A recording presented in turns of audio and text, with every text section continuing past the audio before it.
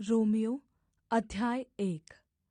पौलुस की ओर से जो यीशु मसीह का दास है और प्रेरित होने के लिए बुलाया गया और परमेश्वर के उस सुसमाचार के लिए अलग किया गया है, जिसकी उसने पहले ही से अपने भविष्यद्वक्ताओं के द्वारा पवित्र शास्त्र में अपने पुत्र हमारे प्रभु यीशु मसीह के विषय में प्रतिज्ञा की थी, जो शरीर के भाव से तो दाऊद के वंश से उत्पन्न हुआ और पवित्रता की आत्मा के भाव से मरे हुओं में से जी उठने के कारण सामर्थ्य के साथ परमेश्वर का पुत्र ठहरा है, जिसके द्वारा हमें अनुग्रह और प्रेरिताई मिली कि उसके नाम के कारण सब जातियों के लोग विश्वास करके उसकी माने, जिनमें से तुम भी यीशु मसीह के होने के लिए बुलाए गए हो।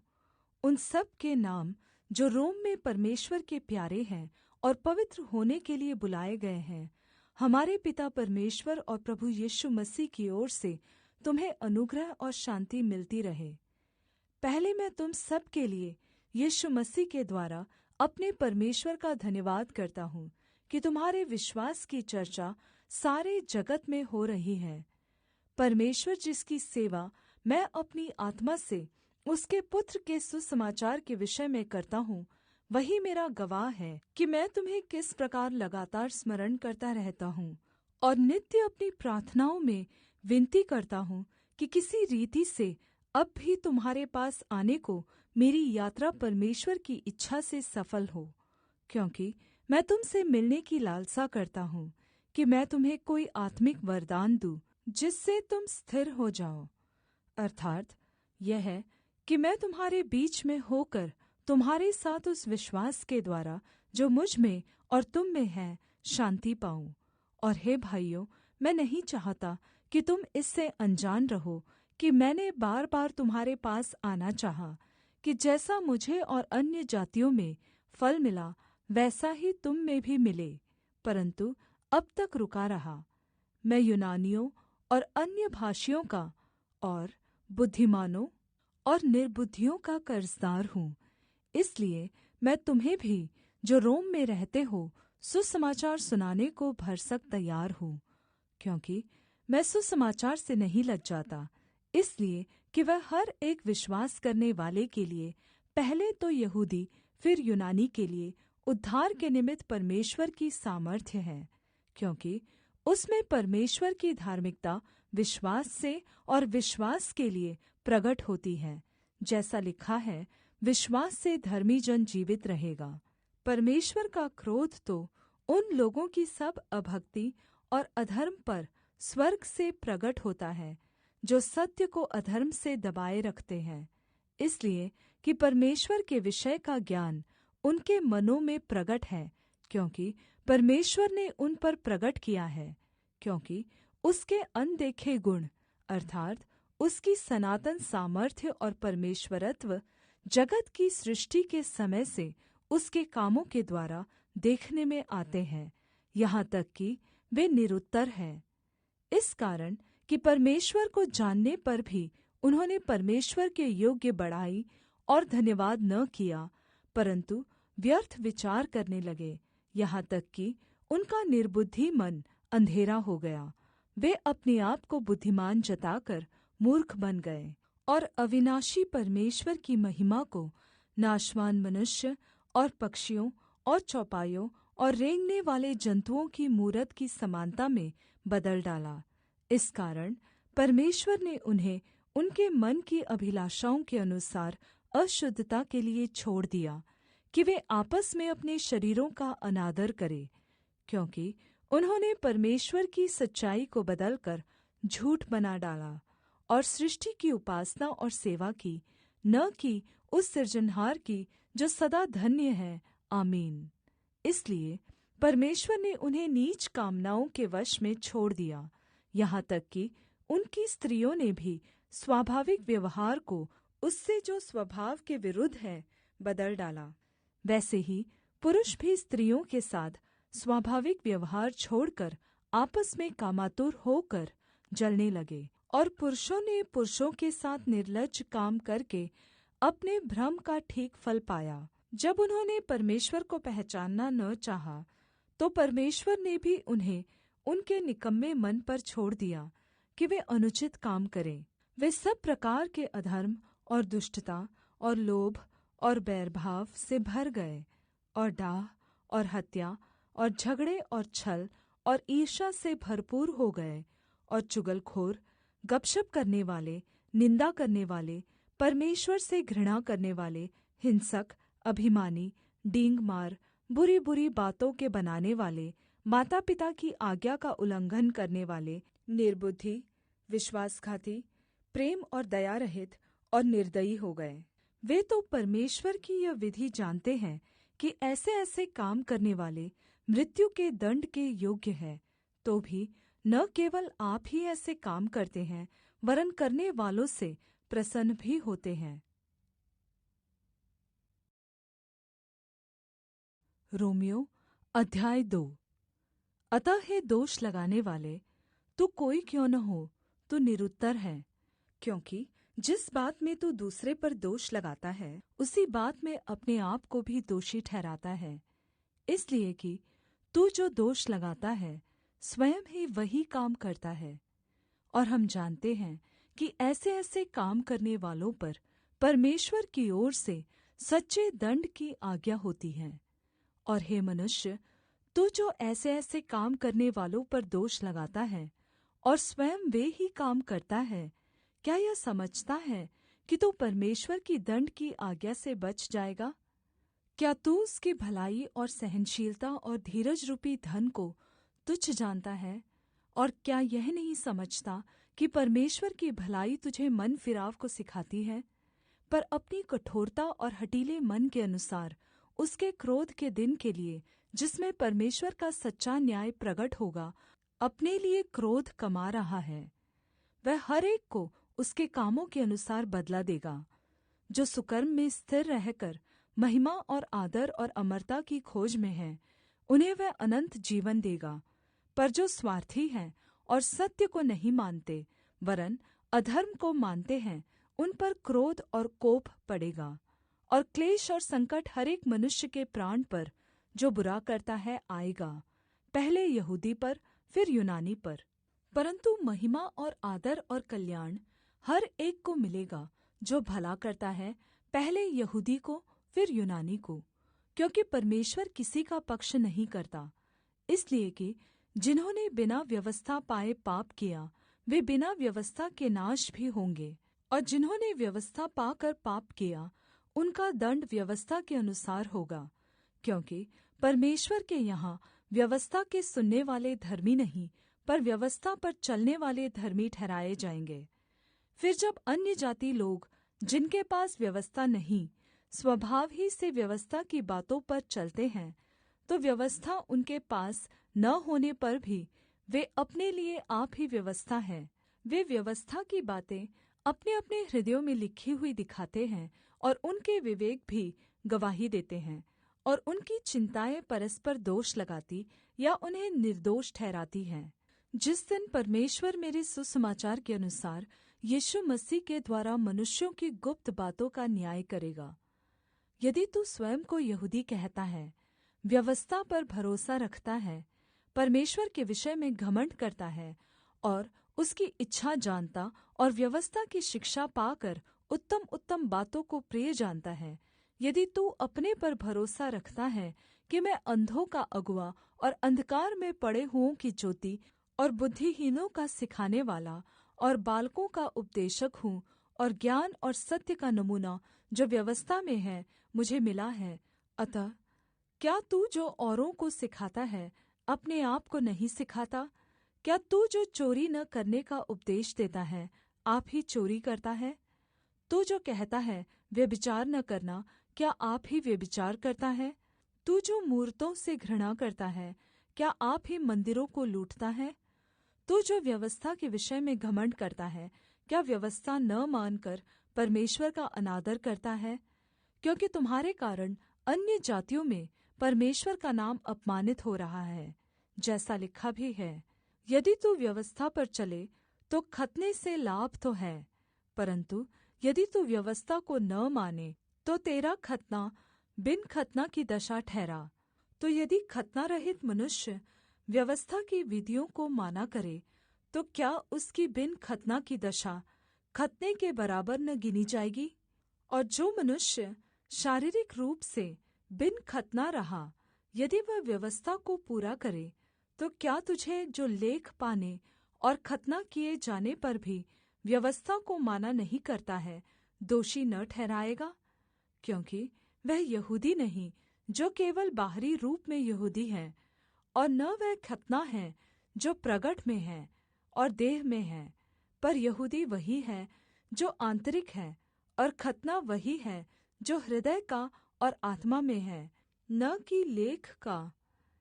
ऐसे की प्रशंसा मनुष्यों की ओर से नहीं, परन्तु परमेश्वर की ओर से होती है।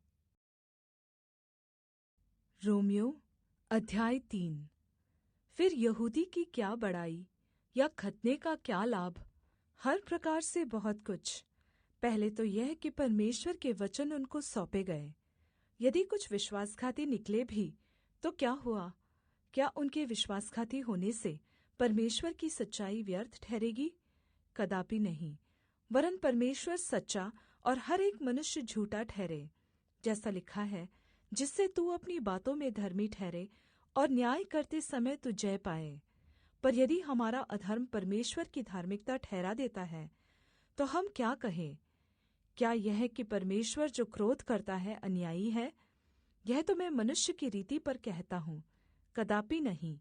नहीं तो परमेश्वर कैसे जगत का न्याय करेगा?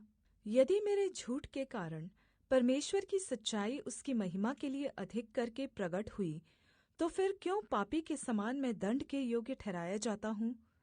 हम क्यों बुराई न करें कि भलाई निकले? जैसा हम पर यही दोष लगाया भी जाता है, और कुछ कहते हैं कि इनका यही कहना है, परंतु ऐसों का दोषी ठहराना ठीक है। तो फिर क्या हुआ? क्या हम उनसे अच्छे हैं? कभी नहीं, क्योंकि हम यहूदियों और यूनानियों दोनों पर यह दोष लगा चुके हैं कि वे सब के सब पाप के वश में हैं। जैसा लिखा है, कोई धर्मी नहीं, एक भी नहीं, कोई समझदार नहीं, कोई परमेश्वर को खोजने वाला नहीं। सब भटक गए हैं, सब के सब निकम्मे बन गए, कोई भलाई करने वाला नहीं, एक भी नहीं।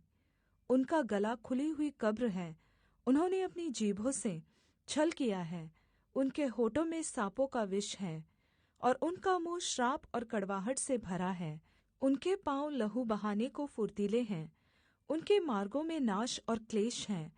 उन्होंने कुशल का मार्ग नहीं जाना, उनकी आँखों के सामने परमेश्वर का भय नहीं।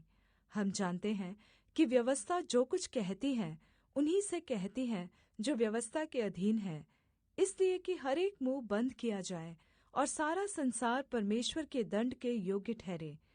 क्योंकि व्यवस्था के कामों से कोई प्राणी उसके सामने धर्मी नहीं ठहरेगा, इसलिए कि व्यवस्था के द्वारा पाप की पहचान होती है। पर अब बिना व्यवस्था परमेश्वर की धार्मिकता प्रगट हुई है, जिसकी गवाही व्यवस्था और भविष्यद्वक्ता देते हैं, अर्थात् परमेश्वर की वह धार्मिकता जो यीशु मसीह पर विश्वास करने से सब विश्वास करने वालों के लिए है। क्योंकि कुछ भेद नहीं, इसलिए कि सब ने पाप किया है और परमेश्वर की महिमा से रहित हैं, परन्तु उसके अनुग्रह से उस छुटकारे के द्वारा जो मसीह यीशु में है, सेंत-मेंत धर्मी ठहराए जाते हैं। उसे परमेश्वर ने उसके लहू के कारण एक ऐसा प्रायश्चित ठहराया जो विश्वास करने से कार्यकारी होता है, कि जो पाप पहले किए गए और जिन पर परमेश्वर ने अपनी सहनशीलता से ध्यान नहीं दिया, उनके विषय में वह अपनी धार्मिकता प्रगट करे। वरन इसी समय उसकी धार्मिकता प्रगट हो कि जिससे वह आप ही धर्मी ठहरे और जो यीशु पर विश्वास करे उसका भी धर्मी ठहराने वाला हो। तो घमण्ड करना कहाँ रहा? उसकी तो जगह ही नहीं। कौन सी व्यवस्था के कारण से? क्या कर्मों की व्यवस्था से? नहीं, वरन विश्वास की व्यवस्था के कारण। इसलिए हम इस परिणाम पर पहुँचते हैं कि मनुष्य व्यवस्था के कामों के बिना विश्वास के द्वारा धर्मी ठहरता है। क्या परमेश्वर केवल यहूदियों का है? क्या अन्य जातियों का नहीं? हाँ, अन्य जातियों का भी है, क्योंकि एक ही परमेश्वर है जो खतना वालों को विश्वास से और खतना रहितों को भी विश्वास के द्वारा धर्मी ठहराएगा। तो क्या हम व्यवस्था को विश्वास के द्वारा व्यर्थ ठहराते हैं? कदापि नहीं, वरन व्यवस्था को स्थिर करते हैं। रोमियो अध्याय 4। तो हम क्या कहें कि हमारे शारीरिक पिता अब्राहम को क्या प्राप्त हुआ? क्योंकि यदि अब्राहम कामों से धर्मी ठहराया जाता तो उसे घमण्ड करने का कारण होता है, परन्तु परमेश्वर के निकट नहीं। पवित्र शास्त्र क्या कहता है? यह कि अब्राहम ने परमेश्वर पर विश्वास किया और यह उसके लिए धार्मिकता गिना गया। काम करने वाले की मजदूरी देना दान नहीं, परन्तु हक समझा जाता है। परन्तु जो काम नहीं करता वरन भक्तिहीन के धर्मी ठहराने वाले पर विश्वास करता है, उसका विश्वास उसके लिए धार्मिकता गिना जाता है। जिसे परमेश्वर बिना कर्मों के धर्मी ठहराता है, उसे दाऊद भी धन्य कहता है। धन्य वे हैं जिनके अधर्म क्षमा हुए और जिनके पाप ढाँपे गए। धन्य है वह मनुष्य जिसे परमेश्वर पापी न ठहराए। तो यह धन्य वचन क्या खतना वालों ही के लिए है या खतना रहितों के लिए भी? हम यह कहते हैं, अब्राहम के लिए उसका विश्वास धार्मिकता गिना गया। तो वह कैसे गिना गया? खतने की दशा में या बिना खतने की दशा में? खतने की दशा में नहीं, परन्तु बिना खतने की दशा में। और उसने खतने का चिन्ह पाया कि उस विश्वास की धार्मिकता पर छाप हो जाए जो उसने बिना खतने की दशा में रखा था, जिससे वह उन सब का पिता ठहरे जो बिना खतने की दशा में विश्वास करते हैं, ताकि वे भी धर्मी ठहरे। और उन खतना किए हुओं का पिता हो जो न केवल खतना किए हुए हैं, परन्तु हमारे पिता अब्राहम के उस विश्वास के पथ पर भी चलते हैं जो उसने बिन खतने की दशा में किया था, क्योंकि यह प्रतिज्ञा कि वह जगत का वारिस होगा न अब्राहम को न उसके वंश को व्यवस्था के द्वारा दी गई थी, परन्तु विश्वास की धार्मिकता के द्वारा मिली। क्योंकि यदि व्यवस्था वाले वारिस हैं तो विश्वास व्यर्थ और प्रतिज्ञा निष्फल ठहरी। व्यवस्था तो क्रोध उपजाती है, और जहाँ व्यवस्था नहीं वहाँ उसका उल्लंघन भी नहीं। इसी कारण प्रतिज्ञा विश्वास पर आधारित है कि अनुग्रह की रीति पर हो, कि वह सब वंश के लिए दृढ़ हो, न कि केवल उसके लिए जो व्यवस्था वाला है, वरन उनके लिए भी जो अब्राहम के समान विश्वास वाले हैं। वही तो हम सब का पिता है, जैसा लिखा है, मैंने तुझे बहुत सी जातियों का पिता ठहराया है। उस परमेश्वर के सामने जिस पर उसने विश्वास किया और जो मरे हुओं को जिलाता है और जो बातें हैं ही नहीं उनका नाम ऐसा लेता है कि मानो वे हैं। उसने निराशा में भी आशा रख कर विश्वास किया, इसलिए कि उस वचन के अनुसार कि तेरा वंश ऐसा होगा, वह बहुत सी जातियों का पिता हो। वह जो 100 वर्ष का था, अपने मरे हुए से शरीर और सारा के गर्भ की मरी हुई की सी दशा जानकर भी विश्वास में निर्बल न हुआ, और न अविश्वासी होकर परमेश्वर की प्रतिज्ञा पर संदेह किया, पर विश्वास में दृढ़ होकर परमेश्वर की महिमा की, और निश्चय जाना कि जिस बात की उसने प्रतिज्ञा की है वह उसे पूरा करने में भी सामर्थी है। इस कारण यह उसके लिए धार्मिकता गिना गया, और यह वचन विश्वास उसके लिए धार्मिकता गिना गया, न केवल उसी के लिए लिखा गया, वरन हमारे लिए भी, जिनके लिए विश्वास धार्मिकता गिना जाएगा, अर्थात् हमारे लिए जो उस पर विश्वास करते हैं, जिसने हमारे प्रभु यीशु को मरे हुओं में से जिलाया। वह हमारे अपराधों के लिए पकड़वाया गया और हमारे धर्मी ठहरने के लिए जिलाया भी गया। रोमियो अध्याय 5। क्योंकि हम विश्वास से धर्मी ठहरे तो अपने प्रभु यीशु मसीह के द्वारा परमेश्वर के साथ मेल रखें, जिसके द्वारा विश्वास के कारण उस अनुग्रह तक जिसमें हम बने हैं हमारी पहुँच भी हुई, और परमेश्वर की महिमा की आशा पर घमण्ड करें। केवल यही नहीं, वरन् हम क्लेशों में भी घमण्ड करें, यही जानकर कि क्लेश से धीरज और धीरज से खरा निकलना और खरे निकलने से आशा उत्पन्न होती है। और आशा से लज्जा नहीं होती, क्योंकि पवित्र आत्मा जो हमें दिया गया है उसके द्वारा परमेश्वर का प्रेम हमारे मन में डाला गया है। क्योंकि जब हम निर्बल ही थे तो मसीह ठीक समय पर भक्तिहीनों के लिए मरा। किसी धर्मी जन के लिए कोई मरे, यह तो दुर्लभ है, परन्तु क्या जाने किसी भले मनुष्य के लिए कोई मरने का धैर्य दिखाए। परन्तु परमेश्वर हम पर अपने प्रेम की भलाई इस रीति से प्रगट करता है कि जब हम पापी ही थे तभी मसीह हमारे लिए मरा। तो जबकि हम अब उसके लहू के कारण धर्मी ठहरे, तो उसके द्वारा परमेश्वर के क्रोध से क्यों न बचेंगे? क्योंकि बैरी होने की दशा में उसके पुत्र की मृत्यु के द्वारा हमारा मेल परमेश्वर के साथ हुआ, फिर मेल हो जाने पर उसके जीवन के कारण हम उद्धार क्यों न पाएंगे? और केवल यही नहीं, परन्तु हम अपने प्रभु यीशु मसीह के द्वारा, जिसके द्वारा हमारा मेल हुआ है, परमेश्वर में आनन्दित होते हैं। इसलिए जैसा एक मनुष्य के द्वारा पाप जगत में आया और पाप के द्वारा मृत्यु आई, और इस रीति से मृत्यु सब मनुष्यों में फैल गई, क्योंकि सब ने पाप किया।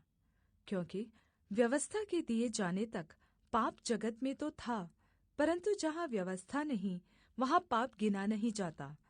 तो भी आदम से लेकर मूसा तक मृत्यु ने उन लोगों पर भी राज्य किया, जिन्होंने उस आदम जो उस आने वाले का चिन्ह है के अपराध के समान पाप न किया। पर जैसी अपराध की दशा है वैसी अनुग्रह के वरदान की नहीं।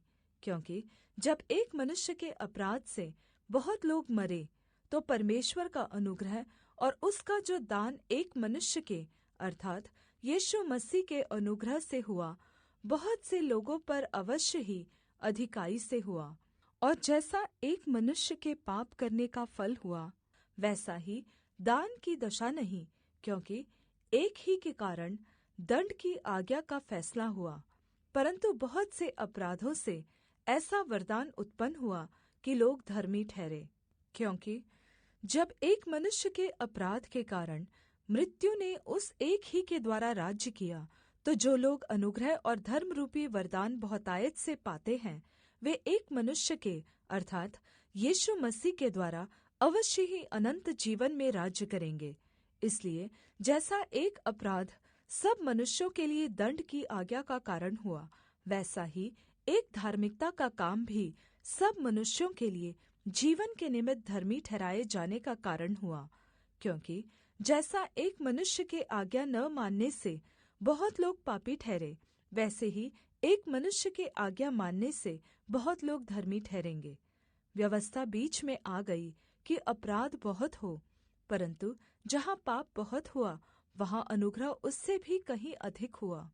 कि जैसा पाप ने मृत्यु फैलाते हुए राज्य किया, वैसा ही हमारे प्रभु यीशु मसीह के द्वारा अनुग्रह भी अनन्त जीवन के लिए धर्मी ठहराते हुए राज्य करे। रोमियो अध्याय 6। तो हम क्या कहें? क्या हम पाप करते रहे कि अनुग्रह बहुत हो? कदापि नहीं। हम जब पाप के लिए मर गए, तो फिर आगे को उसमें कैसे जीवन बिताए? क्या तुम नहीं जानते कि हम सब जितनों ने मसीह यीशु का बपतिस्मा लिया, तो उसकी मृत्यु का बपतिस्मा लिया? इसलिए उस मृत्यु का बपतिस्मा पाने से हम उसके साथ गाड़े गए, ताकि जैसे मसीह पिता की महिमा के द्वारा मरे हुओं में से जिलाया गया, वैसे ही हम भी नए जीवन के अनुसार चाल चले। क्योंकि यदि हम उसकी मृत्यु की समानता में उसके साथ जुट गए हैं, तो निश्चय उसके जी उठने की समानता में भी जुट जाएंगे। क्योंकि हम जानते हैं कि हमारा पुराना मनुष्यत्व उसके साथ क्रूस पर चढ़ाया गया, ताकि पाप का शरीर नाश हो जाए, ताकि हम आगे को पाप के दासत्व में न रहें। क्योंकि जो मर गया वह पाप से मुक्त हो गया है। इसलिए यदि हम मसीह के साथ मर गए, तो हमारा विश्वास यह है कि उसके साथ जिएंगे भी। क्योंकि हम जानते हैं कि मसीह मरे हुओं में से जी उठा और फिर कभी नहीं मरेगा। मृत्यु उस पर प्रभुता नहीं करती, क्योंकि वह जो मर गया तो पाप के लिए एक ही बार मर गया, परन्तु जो जीवित है तो परमेश्वर के लिए जीवित है। ऐसे ही तुम भी अपने आप को पाप के लिए तो मरा, परन्तु परमेश्वर के लिए मसीह यीशु में जीवित समझो। इसलिए पाप तुम्हारे नाशवान शरीर में राज्य न करे कि तुम उसकी लालसाओं के अधीन रहो, और न अपने अंगों को अधर्म के हथियार होने के लिए पाप को सौंपो, पर अपने आप को मरे हुओं में से जी उठा हुआ जानकर परमेश्वर को सौंपो, और अपने अंगों को धार्मिकता के हथियार होने के लिए परमेश्वर को सौंपो। तब तुम पर पाप की प्रभुता न होगी, क्योंकि तुम व्यवस्था के अधीन नहीं वरन् अनुग्रह के अधीन हो। तो क्या हुआ? क्या हम इसलिए पाप करें कि हम व्यवस्था के अधीन नहीं वरन् अनुग्रह के अधीन हैं? कदापि नहीं। क्या तुम नहीं जानते कि जिसकी आज्ञा मानने के लिए तुम अपने आप को दासों के समान सौंप देते हो, उसी के दास हो, चाहे पाप के जिसका अंत मृत्यु है, चाहे आज्ञा मानने के जिसका अंत धार्मिकता है। परन्तु परमेश्वर का धन्यवाद हो कि तुम जो पाप के दास थे, अब मन से उस उपदेश के मानने वाले हो गए जिसके सांचे में ढाले गए थे, और पाप से छुड़ाए जाकर धार्मिकता के दास हो गए। मैं तुम्हारी शारीरिक दुर्बलता के कारण मनुष्यों की रीति पर कहता हूँ, जैसे तुमने अपने अंगों को अशुद्धता और कुकर्म के दास करके सौंपा था, वैसे ही अब अपने अंगों को पवित्रता के लिए धार्मिकता के दास करके सौंप दो।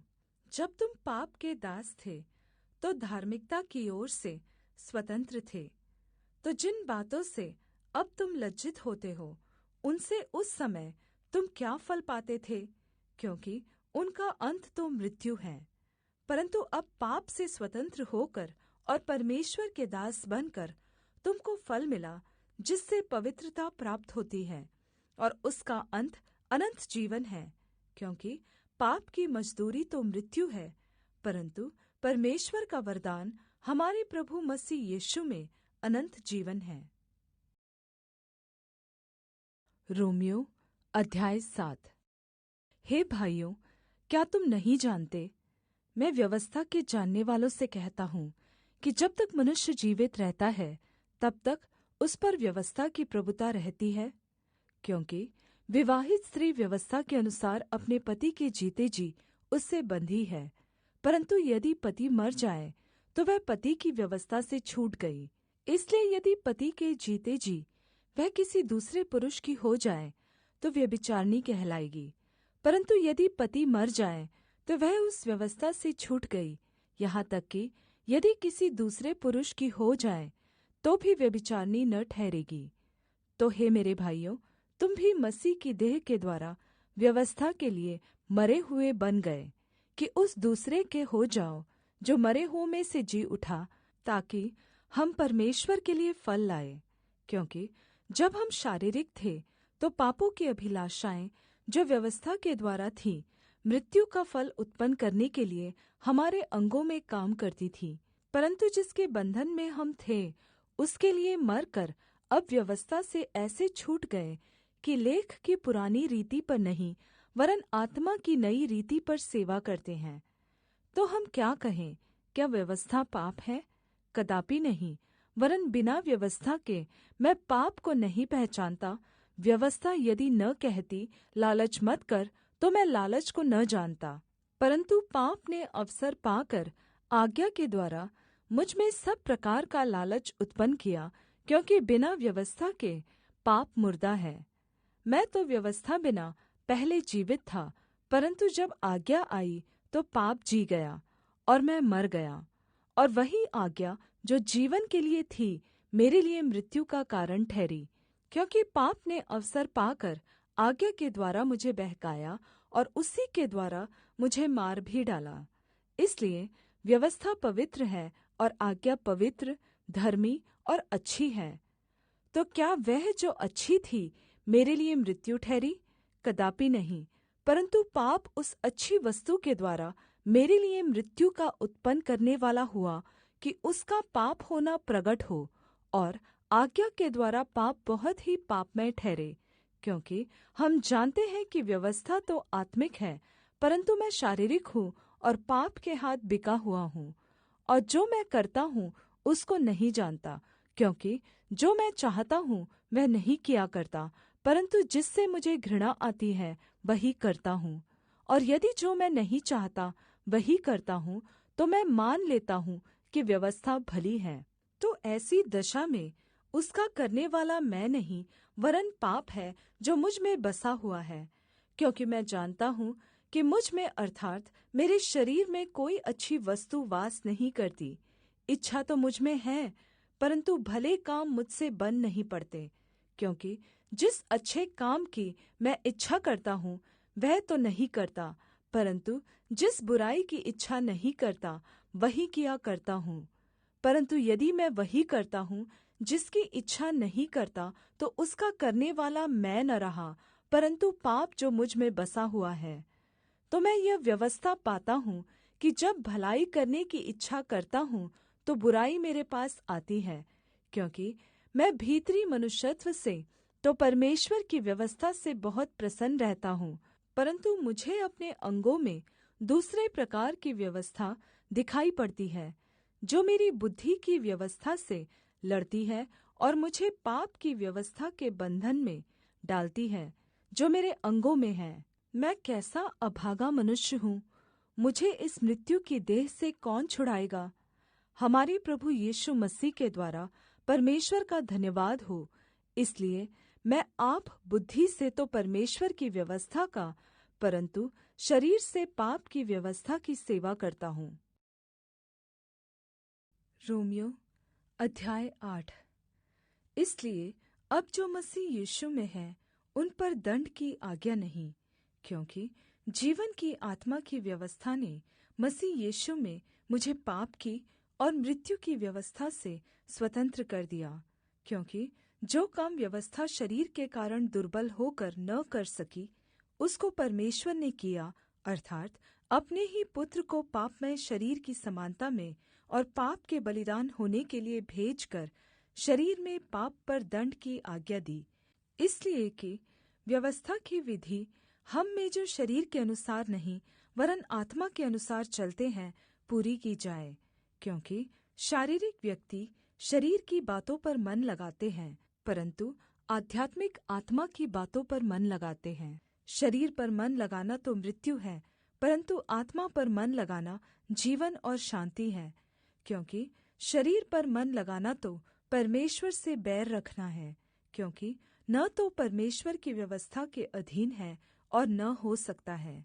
और जो शारीरिक दशा में हैं, वे परमेश्वर को प्रसन्न नहीं कर सकते। परन्तु जबकि परमेश्वर का आत्मा तुम में बसता है, तो तुम शारीरिक दशा में नहीं, परन्तु आत्मिक दशा में हो। यदि किसी में मसीह का आत्मा नहीं, तो वह उसका जन नहीं। यदि मसीह तुम में है, तो देह पाप के कारण मरी हुई है, परन्तु आत्मा धार्मिकता के कारण जीवित है। और यदि उसी का आत्मा जिसने यीशु को मरे हुओं में से जिलाया तुम में बसा हुआ है, तो जिसने मसीह को मरे हुओं में से जिलाया, वह तुम्हारी मरणहार देहों को भी अपने आत्मा के द्वारा जो तुम में बसा हुआ है जिलाएगा। तो हे भाइयों, हम शरीर के कर्जदार नहीं कि शरीर के अनुसार दिन काटे। क्योंकि यदि तुम शरीर के अनुसार दिन काटोगे तो मरोगे, यदि आत्मा से देह की क्रियाओं को मारोगे तो जीवित रहोगे। इसलिए कि जितने लोग परमेश्वर के आत्मा के चलाए चलते हैं, वे ही परमेश्वर के पुत्र हैं। क्योंकि तुमको दासत्व की आत्मा नहीं मिली कि फिर भयभीत हो, परन्तु ले पालकपन की आत्मा मिली है, जिससे हम हे अब्बा, हे पिता कहकर पुकारते हैं। पवित्र आत्मा आप ही हमारी आत्मा के साथ गवाही देता है कि हम परमेश्वर की संतान हैं, और यदि संतान है तो वारिस भी, वरन परमेश्वर के वारिस और मसीह के संगी वारिस हैं। जब हम उसके साथ दुख उठाए तो उसके साथ महिमा भी पाएं। क्योंकि मैं समझता हूँ कि इस समय के दुख और क्लेश उस महिमा के सामने जो हम पर प्रगट होने वाली है कुछ भी नहीं है। क्योंकि सृष्टि बड़ी आशा भरी दृष्टि से परमेश्वर के पुत्रों के प्रगट होने की प्रतीक्षा कर रही है। क्योंकि सृष्टि अपनी इच्छा से नहीं, पर अधीन करने वाले की ओर से व्यर्थता के अधीन इस आशा से की गई कि सृष्टि भी आप ही विनाश के दासत्व से छुटकारा पाकर परमेश्वर की संतानों की महिमा की स्वतंत्रता प्राप्त करेगी। क्योंकि हम जानते हैं कि सारी सृष्टि अब तक मिलकर कराहती और पीड़ाओं में पड़ी तड़पती है। और केवल वही नहीं, पर हम भी, जिनके पास आत्मा का पहला फल है, आप ही अपने में कराहते हैं और लेपालक होने की अर्थात् अपनी देह के छुटकारे की प्रतीक्षा करते हैं। आशा के द्वारा तो हमारा उद्धार हुआ है, परन्तु जिस वस्तु की आशा की जाती है, जब वह देखने में आए तो फिर आशा कहाँ रही? क्योंकि जिस वस्तु को कोई देख रहा है, उसकी आशा क्या करेगा? परन्तु जिस वस्तु को हम नहीं देखते, यदि उसकी आशा रखते हैं, तो धीरज से उसकी प्रतीक्षा भी करते हैं। इसी रीति से आत्मा भी हमारी दुर्बलता में सहायता करता है, क्योंकि हम नहीं जानते कि प्रार्थना किस रीति से करना चाहिए, परन्तु आत्मा आप ही ऐसी आहें भर भर कर, जो बयां से बाहर है, हमारे लिए विनती करता है। और मनों का जाँचने वाला जानता है कि पवित्र आत्मा की मनसा क्या है, क्योंकि वह पवित्र लोगों के लिए परमेश्वर की इच्छा के अनुसार विनती करता है। और हम जानते हैं कि जो लोग परमेश्वर से प्रेम रखते हैं, उनके लिए सब बातें मिलकर भलाई ही को उत्पन्न करती है, अर्थात् उन्हीं के लिए जो उसकी इच्छा के अनुसार बुलाए हुए हैं। क्योंकि जिन्हें उसने पहले से जान लिया है, उन्हें पहले से ठहराया भी है कि उसके पुत्र के स्वरूप में हो, ताकि वह बहुत भाइयों में पहलौठा ठहरे। फिर जिन्हें उसने पहले से ठहराया, उन्हें बुलाया भी, और जिन्हें बुलाया, उन्हें धर्मी भी ठहराया है, और जिन्हें धर्मी ठहराया, उन्हें महिमा भी दी है। तो हम इन बातों के विषय में क्या कहें? यदि परमेश्वर हमारी ओर है, तो हमारा विरोधी कौन हो सकता है? जिसने अपने निज पुत्र को भी न रख छोड़ा, परन्तु उसे हम सब के लिए दे दिया, वह उसके साथ हमें और सब कुछ क्यों न देगा? परमेश्वर के चुने हुओं पर दोष कौन लगाएगा? परमेश्वर वह है जो उनको धर्मी ठहराने वाला है। फिर कौन है जो दंड की आज्ञा देगा? मसीह वह है जो मर गया, वरन मुर्दों में से जी भी उठा, और परमेश्वर की दाहिनी ओर है, और हमारे लिए निवेदन भी करता है। कौन हमको मसीह के प्रेम से अलग करेगा? क्या क्लेश या संकट या उपद्रव या अकाल या नंगाई या जोखिम या तलवार? जैसा लिखा है, तेरे लिए हम दिन भर मार डाले जाते हैं, हम वध होने वाली भेड़ों के समान गिने गए हैं। परन्तु इन सब बातों में हम उसके द्वारा, जिसने हमसे प्रेम किया है, विजेता से भी बढ़कर हैं। क्योंकि मैं निश्चय जानता हूँ कि न मृत्यु, न जीवन, न स्वर्गदूत, न प्रधानताएं, न वर्तमान, न भविष्य, न सामर्थ्य, न ऊंचाई, न गहराई, और न कोई और सृष्टि हमें परमेश्वर के प्रेम से, जो हमारे प्रभु मसीह यीशु में है, अलग कर सकेगी। रोमियो अध्याय 9। मैं मसीह में सच कहता हूँ, झूठ नहीं बोलता, और मेरा विवेक भी पवित्र आत्मा में गवाही देता है कि मुझे बड़ा शोक है और मेरा मन सदा दुखता रहता है, क्योंकि मैं यहाँ तक चाहता था कि अपने भाइयों के लिए, जो शरीर के भाव से मेरे कुटुम्बी हैं, आप ही मसीह से श्रापित और अलग हो जाता। वे इस्राएली हैं, लेपालकपन का हक, महिमा, वाचाएँ, व्यवस्था का उपहार, परमेश्वर की उपासना और प्रतिज्ञाएँ उन्हीं की हैं। पूर्वज भी उन्हीं के हैं, और मसीह भी शरीर के भाव से उन्हीं में से हुआ, जो सब के ऊपर परम परमेश्वर युगानुयुग धन्य है। आमीन। परन्तु यह नहीं कि परमेश्वर का वचन टल गया, इसलिए कि जो इस्राएल के वंश है, वे सब इस्राएली नहीं, और न अब्राहम के वंश होने के कारण सब उसकी संतान ठहरे। परन्तु लिखा है, इसहाक ही से तेरा वंश कहलाएगा, अर्थात् शरीर की संतान परमेश्वर की संतान नहीं, परन्तु प्रतिज्ञा के संतान वंश गिने जाते हैं। क्योंकि प्रतिज्ञा का वचन यह है, मैं इस समय के अनुसार आऊँगा, और सारा का एक पुत्र होगा। और केवल यही नहीं, परन्तु जब रिबका भी एक से अर्थात् हमारे पिता इसहाक से गर्भवती थी, और अभी तक न तो बालक जन्मे थे और न उन्होंने कुछ भला या बुरा किया था, इसलिए कि परमेश्वर की मनसा जो उसके चुन लेने के अनुसार है, कर्मों के कारण नहीं, परन्तु बुलाने वाले पर बनी रहे। उसने कहा, जेठा छोटे का दास होगा। जैसा लिखा है, मैंने याकूब से प्रेम किया, परन्तु एसाव को अप्रिय जाना। तो हम क्या कहें? क्या परमेश्वर के यहाँ अन्याय है? कदापि नहीं, क्योंकि वह मूसा से कहता है, मैं जिस किसी पर दया करना चाहूँ उस पर दया करूँगा, और जिस किसी पर कृपा करना चाहूँ उसी पर कृपा करूँगा।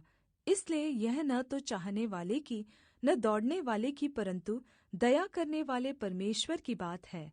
क्योंकि पवित्र शास्त्र में फ़िरौन से कहा गया, मैंने तुझे इसलिए खड़ा किया है कि तुझ में अपनी सामर्थ्य दिखाऊं और मेरे नाम का प्रचार सारी पृथ्वी पर हो। तो फिर वह जिस पर चाहता है उस पर दया करता है, और जिसे चाहता है उसे कठोर कर देता है। फिर तू मुझसे कहेगा, वह फिर क्यों दोष लगाता है? कौन उसकी इच्छा का सामना करता है? हे मनुष्य, भला तू कौन है जो परमेश्वर का सामना करता है? क्या गढ़ी हुई वस्तु गढ़ने वाले से कह सकती है, तूने मुझे ऐसा क्यों बनाया है? क्या कुम्हार को मिट्टी पर अधिकार नहीं कि एक ही लोंदे में से एक बर्तन आदर के लिए और दूसरे को अनादर के लिए बनाए? कि परमेश्वर ने अपना क्रोध दिखाने और अपनी सामर्थ्य प्रगट करने की इच्छा से क्रोध के बर्तनों की, जो विनाश के लिए तैयार किए गए थे, बड़े धीरज से सही, और दया के बर्तनों पर, जिन्हें उसने महिमा के लिए पहले से तैयार किया, अपने महिमा के धन को प्रगट करने की इच्छा की। अर्थात् हम पर, जिन्हें उसने न केवल यहूदियों में से वरन् अन्य जातियों में से भी बुलाया, जैसा वह होशे की पुस्तक में भी कहता है, जो मेरी प्रजा न थी उन्हें मैं अपनी प्रजा कहूँगा, और जो प्रिया न थी उसे प्रिया कहूँगा। और ऐसा होगा कि जिस जगह में उनसे यह कहा गया था कि तुम मेरी प्रजा नहीं हो, उसी जगह वे जीविते परमेश्वर की संतान कहलाएंगे। और यशायाह इस्राएल के विषय में पुकार कर कहता है, चाहे इस्राएल की संतानों की गिनती समुद्र के रेत के बराबर हो, तो भी उनमें से थोड़े ही बचेंगे, क्योंकि प्रभु अपना वचन पृथ्वी पर पूरा करके धार्मिकता से शीघ्र उसे सिद्ध करेगा। जैसा यशायाह ने पहले भी कहा था, यदि सेनाओं का प्रभु हमारे लिए कुछ वंश न छोड़ता, तो हम सदोम के समान हो जाते और गमोरा के सरीखे ठहरते। तो हम क्या कहें? यह कि अन्य जातियों ने, जो धार्मिकता की खोज नहीं करते थे, धार्मिकता प्राप्त की, अर्थात् उस धार्मिकता को जो विश्वास से है। परन्तु इस्राएली जो धार्मिकता की व्यवस्था की खोज करते हुए उस व्यवस्था तक नहीं पहुँचे। किस लिए?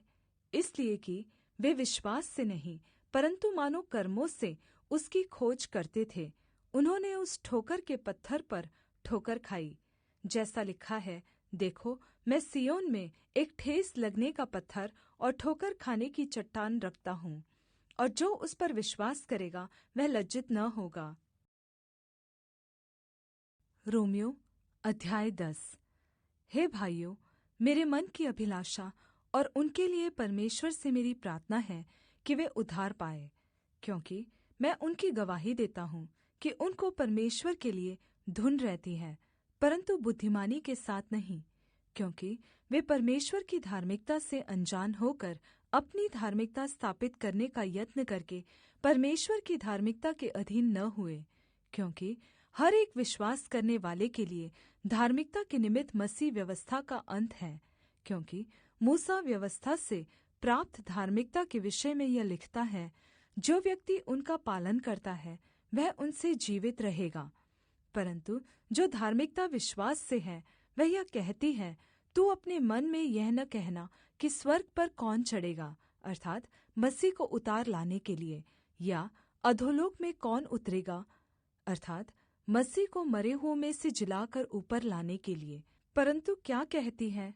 यह है कि वचन तेरे निकट है, तेरे मुँह में और तेरे मन में है। यह वही विश्वास का वचन है जो हम प्रचार करते हैं, कि यदि तू अपने मुँह से यीशु को प्रभु जानकर अंगीकार करे और अपने मन से विश्वास करे कि परमेश्वर ने उसे मरे हुओं में से जिलाया, तो तू निश्चय उद्धार पाएगा।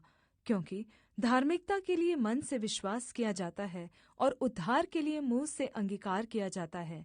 क्योंकि पवित्र शास्त्र यह कहता है, जो कोई उस पर विश्वास करेगा वह लज्जित न होगा। यहूदियों और यूनानियों में कुछ भेद नहीं, इसलिए कि वह सबका प्रभु है और अपने सब नाम लेने वालों के लिए उदार है, क्योंकि जो कोई प्रभु का नाम लेगा वह उद्धार पाएगा। फिर जिस पर उन्होंने विश्वास नहीं किया वे उसका नाम क्यों ले, और जिसकी नहीं सुनी उस पर क्यों विश्वास करे, और प्रचारक बिना क्यों सुने, और यदि भेजे न जाएं तो क्यों प्रचार करे। जैसा लिखा है, उनके पाँव क्या ही सुहावने हैं जो अच्छी बातों का सुसमाचार सुनाते हैं। परन्तु सब ने उस सुसमाचार पर कान न लगाया। यशायाह कहता है, हे प्रभु, किसने हमारे समाचार पर विश्वास किया है? इसलिए विश्वास सुनने से और सुनना मसीह के वचन से होता है। परन्तु मैं कहता हूँ, क्या उन्होंने नहीं सुना? सुना तो सही, क्योंकि लिखा है, उनके स्वर सारी पृथ्वी पर और उनके वचन जगत की छोर तक पहुँच गए हैं। फिर मैं कहता हूँ, क्या इस्राएली नहीं जानते थे? पहले तो मूसा कहता है, मैं उनके द्वारा जो जाति नहीं तुम्हारे मन में जलन उपजाऊंगा, मैं एक मूर्ख जाति के द्वारा तुम्हें रिस दिलाऊंगा। फिर यशायाह बड़े साहस के साथ कहता है, जो मुझे नहीं ढूंढते थे उन्होंने मुझे पा लिया, और जो मुझे पूछते भी न थे उन पर मैं प्रगट हो गया। परन्तु इस्राएल के विषय में वह यह कहता है, मैं सारे दिन अपने हाथ एक आज्ञा न मानने वाली और विवाद करने वाली प्रजा की ओर पसारे रहा। रोमियो अध्याय 11।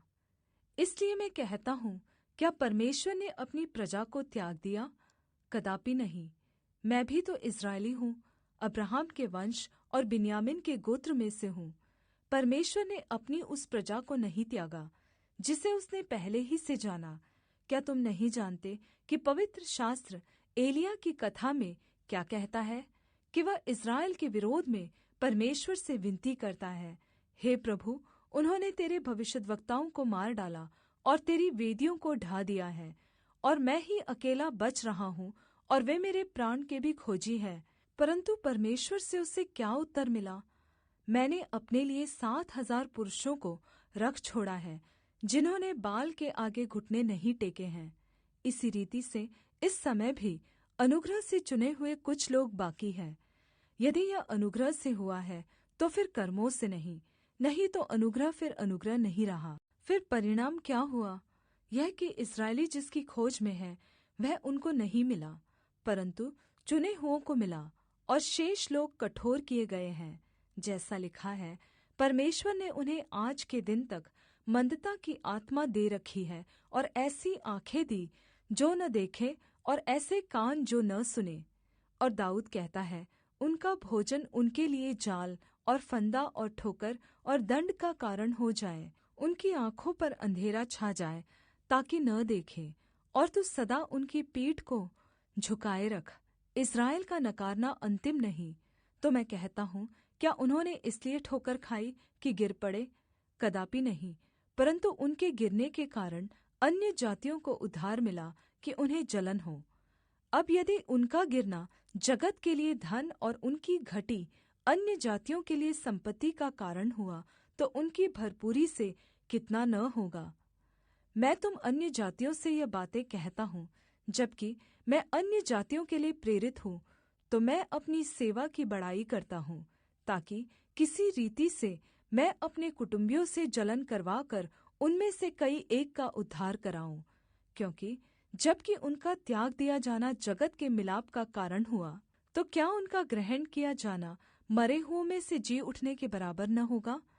जब भेंट का पहला पेड़ा पवित्र ठहरा, तो पूरा गूँधा हुआ आटा भी पवित्र है, और जब जड़ पवित्र ठहरी तो डालियाँ भी ऐसी ही हैं। और यदि कई एक डाली तोड़ दी गई, और तू जंगली जैतून होकर उनमें साटा गया, और जैतून की जड़ की चिकनाई का भागी हुआ है, तो डालियों पर घमंड न करना। और यदि तू घमंड करे तो जान रख कि तू जड़ को नहीं, परन्तु जड़ तुझे संभालती है। फिर तू कहेगा, डालियाँ इसलिए तोड़ी गई कि मैं साटा जाऊँ। भला वे तो अविश्वास के कारण तोड़ी गई, परन्तु तू विश्वास से बना रहता है, इसलिए अभिमानी न हो, परन्तु भय मान। क्योंकि जब परमेश्वर ने स्वाभाविक डालियाँ न छोड़ी, तो तुझे भी न छोड़ेगा। इसलिए परमेश्वर की दयालुता और कड़ाई को देख। जो गिर गए उन पर कड़ाई, परन्तु तुझ पर दयालुता, यदि तू उसमें बना रहे, नहीं तो तू भी काट डाला जाएगा। और वे भी यदि अविश्वास में न रहे तो साटे जाएंगे, क्योंकि परमेश्वर उन्हें फिर साट सकता है। क्योंकि यदि तू उस जैतून से जो स्वभाव से जंगली है काटा गया और स्वभाव के विरुद्ध अच्छी जैतून में साटा गया, तो ये जो स्वाभाविक डालियाँ हैं अपने ही जैतून में साटे क्यों न जाएंगे? हे भाइयों, कहीं ऐसा न हो कि तुम अपने आप को बुद्धिमान समझ लो। इसलिए मैं नहीं चाहता कि तुम इस भेद से अनजान रहो कि जब तक अन्य जातियाँ पूरी रीति से प्रवेश न कर ले, तब तक इस्राएल का एक भाग ऐसा ही कठोर रहेगा।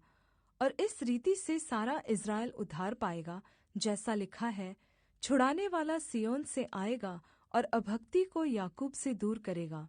और उनके साथ मेरी यही वाचा होगी, जबकि मैं उनके पापों को दूर कर दूँगा। वे सुसमाचार के भाव से तो तुम्हारे लिए वे परमेश्वर के बैरी हैं, परन्तु चुन लिए जाने के भाव से पूर्वजों के कारण प्यारे हैं। क्योंकि परमेश्वर अपने वरदानों से और बुलाहट से कभी पीछे नहीं हटता। क्योंकि जैसे तुमने पहले परमेश्वर की आज्ञा न मानी, परन्तु अभी उनके आज्ञा न मानने से तुम पर दया हुई, वैसे ही उन्होंने भी अब आज्ञा न मानी कि तुम पर जो दया होती है, इससे उन पर भी दया हो। क्योंकि परमेश्वर ने सबको आज्ञा न मानने के कारण बंद कर रखा, ताकि वह सब पर दया करे। आहा! परमेश्वर का धन और बुद्धि और ज्ञान क्या ही गंभीर है! उसके विचार कैसे अथाह और उसके मार्ग कैसे अगम है! प्रभु की बुद्धि को किसने जाना, या कौन उनका सलाहकार बन गया है? या किसने पहले उसे कुछ दिया है जिसका बदला उसे दिया जाए? क्योंकि उसकी ओर से और उसी के द्वारा और उसी के लिए सब कुछ है। उसकी महिमा युगानुयुग होती रहे। आमीन। रोमियो अध्याय 12। इसलिए हे भाइयों, मैं तुमसे परमेश्वर की दया स्मरण दिलाकर विनती करता हूँ कि अपने शरीरों को जीवित और पवित्र और परमेश्वर को भावता हुआ बलिदान करके चढ़ाओ। यही तुम्हारी आत्मिक सेवा है। और इस संसार के सदृश न बनो, परन्तु तुम्हारी बुद्धि के नए हो जाने से तुम्हारा चाल चलन भी बदलता जाए, जिससे तुम परमेश्वर की भली और भावती और सिद्ध इच्छा अनुभव से मालूम करते रहो। क्योंकि मैं उस अनुग्रह के कारण जो मुझ को मिला है, तुम में से हर एक से कहता हूँ कि जैसा समझना चाहिए उससे बढ़कर कोई भी अपने आप को न समझे, पर जैसा परमेश्वर ने हर एक को परिमाण के अनुसार बाँट दिया है, वैसा ही सुबुद्धि के साथ अपने को समझे। क्योंकि जैसे हमारी एक देह में बहुत से अंग हैं और सब अंगों का एक ही जैसा काम नहीं, वैसा ही हम जो बहुत हैं मसीह में एक देह होकर आपस में एक दूसरे के अंग हैं। और जबकि उस अनुग्रह के अनुसार जो हमें दिया गया है, हमें भिन्न-भिन्न वरदान मिले हैं, तो जिसको भविष्यद्वाणी का दान मिला हो, वह विश्वास के परिमाण के अनुसार भविष्यद्वाणी करे। यदि सेवा करने का दान मिला हो, तो सेवा में लगा रहे। यदि कोई सिखाने वाला हो, तो सिखाने में लगा रहे। जो उपदेशक हो, वह उपदेश देने में लगा रहे। दान देने वाला उदारता से दे। जो अगुवाई करे, वह उत्साह से करे। जो दया करे, वह हर्ष से करे। प्रेम निष्कपट हो, बुराई से घृणा करो, भलाई में लगे रहो। भाईचारे के प्रेम से एक दूसरे पर स्नेह रखो। परस्पर आदर करने में एक दूसरे से बढ़ चलो। प्रयत्न करने में आलसी न हो, आत्मिक उन्माद में भरे रहो। प्रभु की सेवा करते रहो। आशा के विषय में आनन्दित, क्लेश के विषय में धैर्य रखे, प्रार्थना के विषय में स्थिर रहे। पवित्र लोगों को जो कुछ अवश्य हो, उसमें उनकी सहायता करो। पहुनाई करने में लगे रहो। अपने सताने वालों को आशीष दो, आशीष दो, श्राप न दो। आनन्द करने वालों के साथ आनन्द करो और रोने वालों के साथ रोओ। आपस में एक सा मन रखो। अभिमानी न हो, परन्तु दीनों के साथ संगति रखो। अपनी दृष्टि में बुद्धिमान न हो। बुराई के बदले किसी से बुराई न करो। जो बातें सब लोगों के निकट भली हैं, उनकी चिन्ता किया करो। जहाँ तक हो सके तुम भरसक सब मनुष्यों के साथ मेल मिलाप रखो। हे प्रियो, अपना बदला न लेना, परन्तु परमेश्वर को क्रोध का अवसर दो, क्योंकि लिखा है, बदला लेना मेरा काम है, प्रभु कहता है, मैं ही बदला दूँगा। परन्तु यदि तेरा बैरी भूखा हो तो उसे खाना खिला, यदि प्यासा हो तो उसे पानी पिला, क्योंकि ऐसा करने से तू उसके सिर पर आग के अंगारों का ढेर लगाएगा। बुराई से न हारो, परन्तु भलाई से बुराई को जीत लो। रोमियो अध्याय 13। हर एक व्यक्ति प्रधान अधिकारियों के अधीन रहे, क्योंकि कोई अधिकार ऐसा नहीं जो परमेश्वर की ओर से न हो, और जो अधिकार है वे परमेश्वर के ठहराए हुए हैं। इसलिए जो कोई अधिकार का विरोध करता है वह परमेश्वर की विधि का विरोध करता है, और विरोध करने वाले दंड पाएंगे। क्योंकि अधिपति अच्छे काम के नहीं परन्तु बुरे काम के लिए डर का कारण है। क्या तू अधिपति से निडर रहना चाहता है? तो अच्छा काम कर, और उसकी ओर से तेरी सराहना होगी, क्योंकि वह तेरी भलाई के लिए परमेश्वर का सेवक है। परन्तु यदि तू बुराई करे तो डर, क्योंकि वह तलवार व्यर्थ लिए हुए नहीं और परमेश्वर का सेवक है कि उसके क्रोध के अनुसार बुरे काम करने वाले को दंड दे। इसलिए अधीन रहना न केवल उस क्रोध से परन्तु डर से अवश्य है, वरन् विवेक भी यही गवाही देता है। इसलिए कर भी दो, क्योंकि शासन करने वाले परमेश्वर के सेवक हैं और सदा इसी काम में लगे रहते हैं। इसलिए हर एक का हक़ चुकाया करो।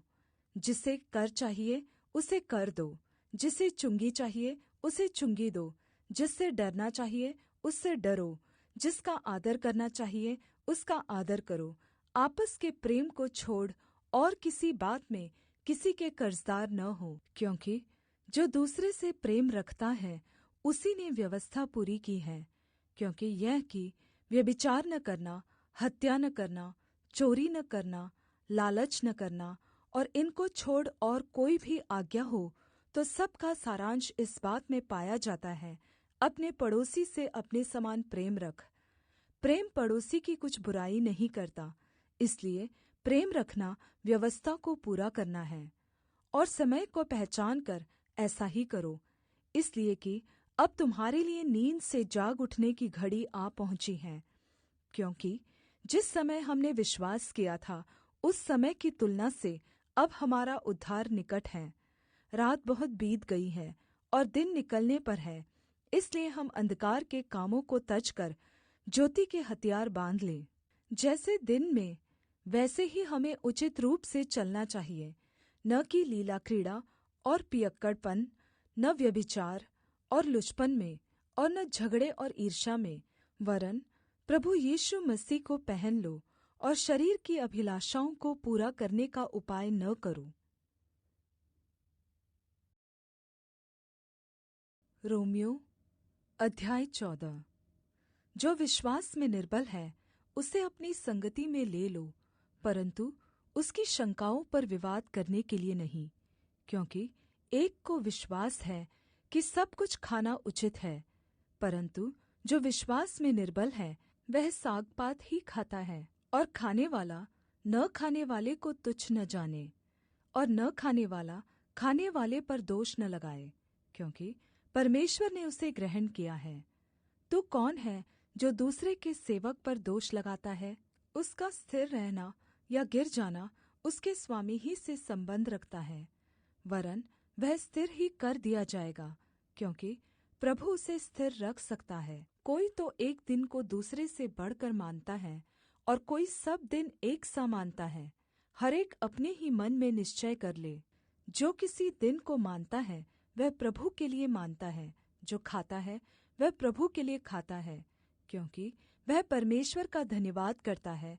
और जो नहीं खाता वह प्रभु के लिए नहीं खाता और परमेश्वर का धन्यवाद करता है।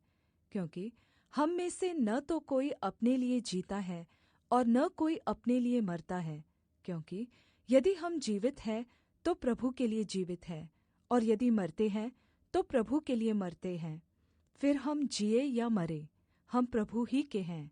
क्योंकि मसीह इसलिए मरा और जी भी उठा कि वह मरे हुओं और जीवितों दोनों का प्रभु हो। तू अपने भाई पर क्यों दोष लगाता है? या तू फिर क्यों अपने भाई को तुच्छ जानता है?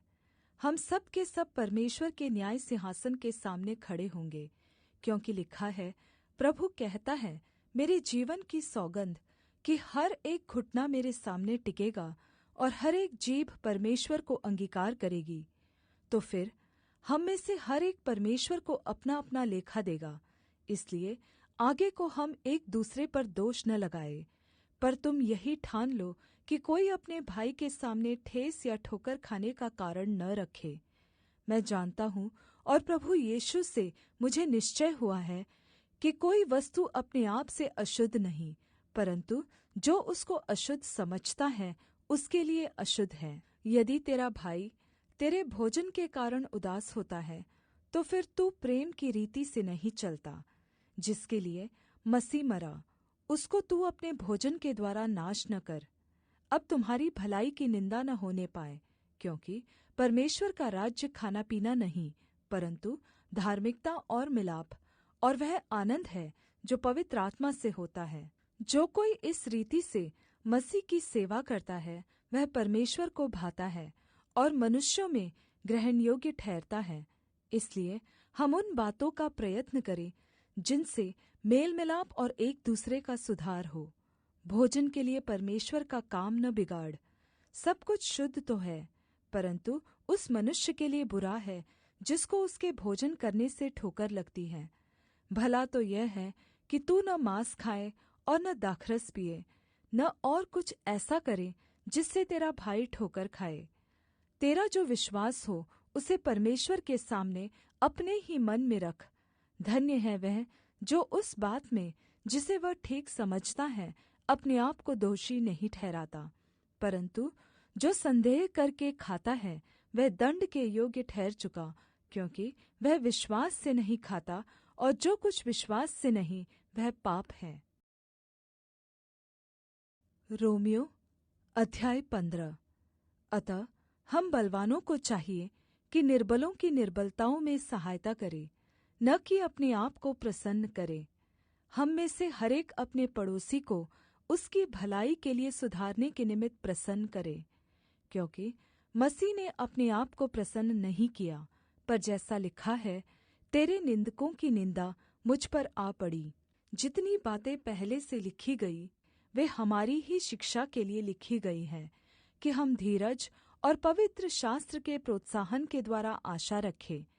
धीरज और प्रोत्साहन का दाता परमेश्वर तुम्हें यह वरदान दे कि मसीह यीशु के अनुसार आपस में एक मन रहो, ताकि तुम एक मन और एक स्वर होकर हमारे प्रभु यीशु मसीह के पिता परमेश्वर की स्तुति करो। इसलिए जैसा मसीह ने भी परमेश्वर की महिमा के लिए तुम्हें ग्रहण किया है, वैसे ही तुम भी एक दूसरे को ग्रहण करो। मैं कहता हूँ कि जो प्रतिज्ञाएं पूर्वजों को दी गई थी, उन्हें दृढ़ करने के लिए मसीह परमेश्वर की सच्चाई का प्रमाण देने के लिए खतना किए हुए लोगों का सेवक बना। और अन्य जाति भी दया के कारण परमेश्वर की स्तुति करो, जैसा लिखा है, इसलिए मैं जाति जाति में तेरी स्तुति करूँगा और तेरे नाम के भजन गाऊँगा। फिर कहा है, हे जाति जाति के सब लोगों, उसकी प्रजा के साथ आनन्द करो। और फिर हे जाति जाति के सब लोगों, प्रभु की स्तुति करो। और हे राज्य राज्य के सब लोगों, उसकी स्तुति करो। और फिर यशायाह कहता है, यशायाह की एक जड़ प्रगट होगी और अन्य जातियों का अधिपति होने के लिए एक उठेगा, उस पर अन्य जातियाँ आशा रखेंगी। परमेश्वर जो आशा का दाता है, तुम्हें विश्वास करने में सब प्रकार के आनन्द और शान्ति से परिपूर्ण करे, कि पवित्र आत्मा की सामर्थ्य से तुम्हारी आशा बढ़ती जाए। हे मेरे भाइयों, मैं आप भी तुम्हारे विषय में निश्चय जानता हूँ कि तुम भी आप ही भलाई से भरे और ईश्वरीय ज्ञान से भरपूर हो और एक दूसरे को समझा सकते हो। तो भी मैंने कहीं-कहीं याद दिलाने के लिए तुम्हें जो बहुत साहस करके लिखा, यह उस अनुग्रह के कारण हुआ जो परमेश्वर ने मुझे दिया है, कि मैं अन्य जातियों के लिए मसीह यीशु का सेवक होकर परमेश्वर के सुसमाचार की सेवा याजक के समान करूँ, जिससे अन्य जातियों का मानो चढ़ाया जाना पवित्र आत्मा से पवित्र बनकर ग्रहण किया जाए। इसलिए उन बातों के विषय में जो परमेश्वर से संबंध रखती हैं, मैं मसीह यीशु में बढ़ाई कर सकता हूँ, क्योंकि उन बातों को छोड़ मुझे और किसी बात के विषय में कहने का साहस नहीं, जो मसीह ने अन्य जातियों की अधीनता के लिए वचन और कर्म और चिन्हों और अद्भुत कामों की सामर्थ्य से और पवित्र आत्मा की सामर्थ्य से मेरे ही द्वारा किए। यहाँ तक कि मैंने यरूशलेम से लेकर चारों ओर इल्लुरिकुम तक मसीह के सुसमाचार का पूरा प्रचार किया। पर मेरे मन की उमंग यह है कि जहाँ-जहाँ मसीह का नाम नहीं लिया गया, वहीं सुसमाचार सुनाऊं। ऐसा न हो कि दूसरे की नींव पर घर बनाऊं, परन्तु जैसा लिखा है वैसा ही हो। जिन्हें उसका सुसमाचार नहीं पहुँचा, वे ही देखेंगे, और जिन्होंने नहीं सुना, वे ही समझेंगे। इसलिए मैं तुम्हारे पास आने से बार-बार रोका गया, परन्तु अब इन देशों में मेरे कार्य के लिए जगह नहीं रही, और बहुत वर्षों से मुझे तुम्हारे पास आने की लालसा है। इसलिए जब इस्पानिया को जाऊँगा तो तुम्हारे पास होता हुआ जाऊँगा, क्योंकि मुझे आशा है कि उस यात्रा में तुम से भेंट करूँ, और जब तुम्हारी संगति से मेरा जी कुछ भर जाए तो तुम मुझे कुछ दूर आगे पहुँचा दो। परन्तु अभी तो पवित्र लोगों की सेवा करने के लिए यरूशलेम को जाता हूँ, क्योंकि मकिदुनिया और अखाया के लोगों को यह अच्छा लगा कि यरूशलेम के पवित्र लोगों के कंगालों के लिए कुछ चंदा करे। अच्छा तो लगा, परन्तु वे उनके कर्जदार भी हैं, क्योंकि यदि अन्य जाति उनकी आत्मिक बातों में भागी हुए, तो उन्हें भी उचित है कि शारीरिक बातों में उनकी सेवा करें। इसलिए मैं यह काम पूरा करके और उनको यह चंदा सौंपकर तुम्हारे पास होता हुआ इस्पानिया को जाऊँगा। और मैं जानता हूँ कि जब मैं तुम्हारे पास आऊँगा तो मसीह की पूरी आशीष के साथ आऊँगा। और हे भाइयों, मैं यीशु मसीह का, जो हमारा प्रभु है, और पवित्र आत्मा के प्रेम का स्मरण दिलाकर तुम से विनती करता हूँ कि मेरे लिए परमेश्वर से प्रार्थना करने में मेरे साथ मिलकर लौलीन रहो, कि मैं यहूदिया के अविश्वासियों से बचा रहूं, और मेरी वह सेवा जो यरूशलेम के लिए है पवित्र लोगों को स्वीकार्य हो, और मैं परमेश्वर की इच्छा से तुम्हारे पास आनन्द के साथ आकर तुम्हारे साथ विश्राम पाऊँ। शान्ति का परमेश्वर तुम सब के साथ रहे। आमीन। रोमियो अध्याय 16। मैं तुम से फीबी के लिए, जो हमारी बहन और किंख्रिया की कलीसिया की सेविका है, विनती करता हूँ कि तुम जैसा कि पवित्र लोगों को चाहिए उसे प्रभु में ग्रहण करो, और जिस किसी बात में उसको तुम से प्रयोजन हो उसकी सहायता करो, क्योंकि वह भी बहुतों की वरन मेरी भी उपकारिणी हुई है। प्रिस्का और अक्विला को, जो यीशु में मेरे सहकर्मी हैं, नमस्कार। उन्होंने मेरे प्राण के लिए अपना ही सिर दे रखा था, और केवल मैं ही नहीं वरन अन्य जातियों की सारी कलीसियाएँ भी उनका धन्यवाद करती हैं। और उस कलीसिया को भी नमस्कार जो उनके घर में है। मेरे प्रिय इपेनेतुस को, जो मसीह के लिए आसिया का पहला फल है, नमस्कार। मरियम को, जिसने तुम्हारे लिए बहुत परिश्रम किया, नमस्कार। अंद्रुनिकुस और यूनियास को, जो मेरे कुटुंबी हैं और मेरे साथ कैद हुए थे और प्रेरितों में नामी हैं और मुझसे पहले मसीही हुए थे, नमस्कार। अम्पलियातुस को, जो प्रभु में मेरा प्रिय है, नमस्कार। उर्बानुस को, जो मसीह में हमारा सहकर्मी है, और मेरे प्रिय इस्तखुस को नमस्कार। अपिलेस को, जो मसीह में खरा निकला, नमस्कार। अरिस्तुबुलुस के घराने को नमस्कार। मेरे कुटुंबी हेरोदियोन को नमस्कार। नरकिसुस के घराने के जो लोग प्रभु में हैं, उनको नमस्कार। त्रुफैना और त्रुफोसा को, जो प्रभु में परिश्रम करती है, नमस्कार। प्रिय पिरसिस को, जिसने प्रभु में बहुत परिश्रम किया, नमस्कार। रूफुस को, जो प्रभु में चुना हुआ है, और उसकी माता को, जो मेरी भी है, दोनों को नमस्कार। असुंक्रितुस और फिलगोन और हिर्मेस, पत्रुबास, हर्मास और उनके 7 के भाइयों को नमस्कार।